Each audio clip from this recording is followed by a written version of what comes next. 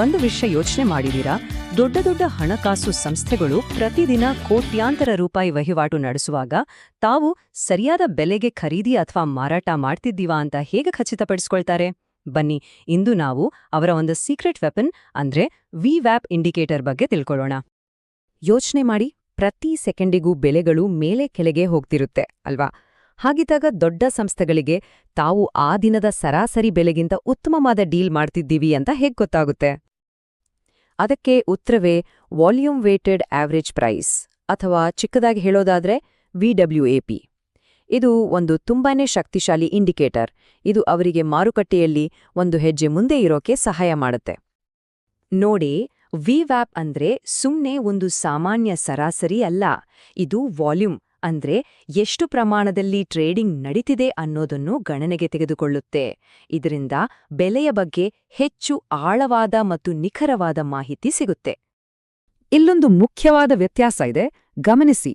ಒಂದು simple moving average ಎಲ್ಲಾ ಬೆಲೆಗಳನ್ನ ಒಂದೇ ರೀತಿ ನೋಡುತ್ತೆ. ಆದರೆ ವಿವ್ಯಾಪ್ ಎಲ್ಲಿ ನಿಜವಾದ ಆಟ ಅಂದ್ರೆ ಎಲ್ಲಿ ಹೆಚ್ಚು ವಾಲ್ಯೂಮ್ನಲ್ಲಿ ಟ್ರೇಡಿಂಗ್ ನಡೀತಿದೆಯೋ ಆ ಬೆಲೆಗಳಿಗೆ ಹೆಚ್ಚು ಮಹತ್ವ ಕೊಡುತ್ತೆ. ಅದಕ್ಕೆ ಅಲ್ವಾ ಇದನ್ನ ಸ್ಮಾರ್ಟ್ ಮನಿ ಇಂಡಿಕೇಟರ್ ಅಂತ ಕರೆಯೋದು. ದೊಡ್ಡ ಸಂಸ್ಥೆಗಳು ವಿವ್ಯಾಪ್ಗಿಂತ ಕೆಳಗೆ ಖರೀದಿಸೋಕೆ ಮತ್ತು ಅದರ ಮೇಲೆ ಮಾರಾಟ ಮಾಡೋಕೆ ಇದನ್ನೇ ಬಳಸ್ತಾರೆ. ಇದರಿಂದ ಮಾರುಕಟ್ಟೆಗೆ ಹೆಚ್ಚು ತೊಂದರೆ ಆಗದ ಹಾಗೆ ತಮಗೆ ಬೇಕಾದ ಬೆಲೆ ಸಿಗುತ್ತೆ. ಸರಿ, ಹಾಗಾದ್ರೆ ಈ ಪವರ್ಫುಲ್ ಇಂಡಿಕೇಟರ್ ಚಾರ್ಟ್ ಮೇಲೆ ಹೇಗೆ ಕಾಣುತ್ತೆ? ಅದನ್ನ ಓದೋದು ಹೇಗೆ? ಬನ್ನಿ ನೋಡೋಣ. ಚಾರ್ಟ್ ಮೇಲೆ ನೋಡಿದ್ರೆ ವಿವ್ಯಾಪ್ ಒಂದೇ ಒಂದು ನಯವಾದ ಲೈನ್ ತರ ಕಾಣುತ್ತೆ. ಬೆಲೆಗಳು ಈ ಲೈನ್ ಕಡೆಗೆ ಆಯಸ್ಕಾಂತದ ತರ ಸೆಳೆಯಲ್ಪಡ್ತವೆ. ಅದು ಆ ದಿನದ ಒಂದು ಫೈನಾನ್ಷಿಯಲ್ ಸೆಂಟರ್ ಆಫ್ ಗ್ರಾವಿಟಿ ಇದ್ಹಾಗೆ.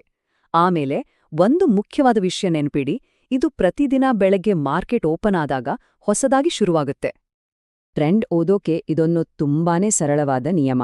ಬೆಲೆ ವಿವ್ಯಾಪ್ ಲೈನ್ಗಿಂತ ಮೇಲೆ ಟ್ರೇಡ್ ಆಗ್ತಿದ್ರೆ ಮಾರ್ಕೆಟ್ ಬುಲಿಶ್, ಅಂದ್ರೆ ಖರೀದಿದಾರರು ಸ್ಟ್ರಾಂಗ್ ಆಗಿದ್ದಾರೆ ಅಂತ. ಅದೇ ಕೆಳಗೆ ಇದ್ರೆ ಮಾರಾಟಗಾರರ ಹಿಡಿತದಲ್ಲಿದೆ ಅಂತ ಅರ್ಥ. ಹಾಗಾಗಿ ಒಂದು ವಿಷಯ ನೆನಪಲ್ಲಿಡಿ, ವಿವ್ಯಾಪ್ ಯಾವ ಕಡೆ ಇದೆಯೋ ಅದೇ ದಿಕ್ಕಿನಲ್ಲಿ ಟ್ರೇಡ್ ಮಾಡುವ ಗುರಿ ಇರಬೇಕು. ಸರಿ, ಇದನ್ನೇ ಬಳಸ್ಕೊಂಡು ಹೇಗೆಲ್ಲ ಟ್ರೇಡಿಂಗ್ ಸ್ಟ್ರಾಟಜಿಗಳನ್ನ ಮಾಡ್ಬೋದು ಅಂತ ಈಗ ನೋಡೋಣ. ತುಂಬಾ ಜನಪ್ರಿಯವಾದ ಒಂದು ತಂತ್ರ ಅಂದ್ರೆ ಪುಲ್ ಬ್ಯಾಕ್ ಸ್ಟ್ರಾಟಜಿ. ಇದ್ರಲ್ಲಿ ಬೆಲೆ ವಿವ್ಯಾಪ್ ಲೈನಿಂದ ದೂರ ಹೋದಾಗ ಅದು ವಾಪಸ್ ಬರೋದಕ್ಕೆ ಕಾಯಬೇಕು. ಇದ್ರಿಂದ ನಮ್ಗೆ ಸರಿಯಾದ ಜಾಗದಲ್ಲಿ ಎಂಟ್ರಿ ಸಿಗೋ ಅವಕಾಶ ಹೆಚ್ಚಾಗತ್ತೆ. ಖರೀದಿ ಮಾಡೋಕೆ ಮೊದಲು ಬೆಲೆ ವಿವ್ಯಾಪ್ಗಿಂತ ಮೇಲಿರ್ಬೇಕು. ಆಮೇಲೆ ಅದು ವಾಪಸ್ ಆ ಲೈನ್ ಹತ್ರ ಬಂದಾಗ ಒಂದು ಬುಲಿಶ್ ಕ್ಯಾಂಡಲ್ ಸ್ಟಿಕ್ ಪ್ಯಾಟರ್ನ್ ಕಾಣಿಸ್ಕೊಂಡ್ರೆ ಅದು ಬೈ ಮಾಡೋಕೆ ಸರಿಯಾದ ಸಮಯ ಅಂತ ಒಂದು ಸಿಗ್ನಲ್ ಕೊಟ್ಟ ಹಾಗೆ. ಇದಕ್ಕೆ ತದ್ವಿರುದ್ಧವಾಗಿ ಮಾರಾಟ ಮಾಡೋಕೆ ಬೆಲೆ ವಿವ್ಯಾಪ್ಗಿಂತ ಕೆಳಗೆ ಇರಬೇಕು. ಅದು ಮತ್ತೆ ಆ ಲೈನನ್ನ ಟೆಸ್ಟ್ ಮಾಡೋಕೆ ಮೇಲೆ ಬಂದಾಗ ಒಂದು ಬೇರಿಶ್ ಕ್ಯಾಂಡಲ್ ಸ್ಟಿಕ್ ಪ್ಯಾಟರ್ನ್ ಕಾಣಿಸ್ಕೊಂಡ್ರೆ ಅದು ಮಾರಾಟಕ್ಕೆ ಒಳ್ಳೆ ಅವಕಾಶ ಅಂತ ತೋರಿಸುತ್ತೆ. ವಿವ್ಯಾಪ್ ಬ್ರೇಕ್ಔಟ್ಗಳನ್ನ ಕನ್ಫರ್ಮ್ ಮಾಡೋಕ್ಕೂ ತುಂಬಾನೇ ಉಪಯುಕ್ತ.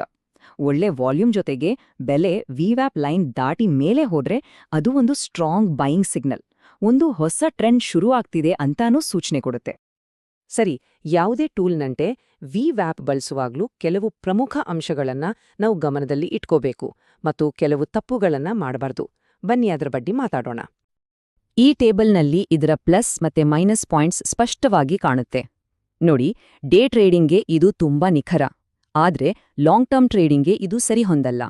ಹಾಗೇನೆ ಕಡಿಮೆ ವಾಲ್ಯೂಮ್ ಇರೋ ಸ್ಟಾಕ್ಗಳಲ್ಲಿ ಅಷ್ಟೊಂದು ಪರಿಣಾಮಕಾರಿಯಾಗಿ ಕೆಲಸ ಮಾಡದೇ ಇರಬಹುದು. ಇದನ್ನ ಪರಿಣಾಮಕಾರಿಯಾಗಿ ಬಳಸೋಕೆ ಈ ಸಾಮಾನ್ಯ ತಪ್ಪುಗಳನ್ನ ಮಾಡಬೇಡಿ. ಉದಾಹರಣೆಗೆ, ಮಾರ್ಕೆಟಿಗೆ ಒಂದು ದಿಕ್ಕೇ ಇಲ್ಲೇ ಸೈಡ್ವೇಸ್ನಲ್ಲಿದ್ದಾಗ ಇದನ್ನ ಬಳಸೋದು, ಅಥವಾ ವಾಲ್ಯೂಮ್ ಅನ್ನ ನೋಡದೆ ಸುಮ್ನೆ ಟ್ರೇಡ್ ಮಾಡೋದು, ಇದನ್ನೆಲ್ಲ ಅವಾಯ್ಡ್ ಮಾಡಬೇಕು.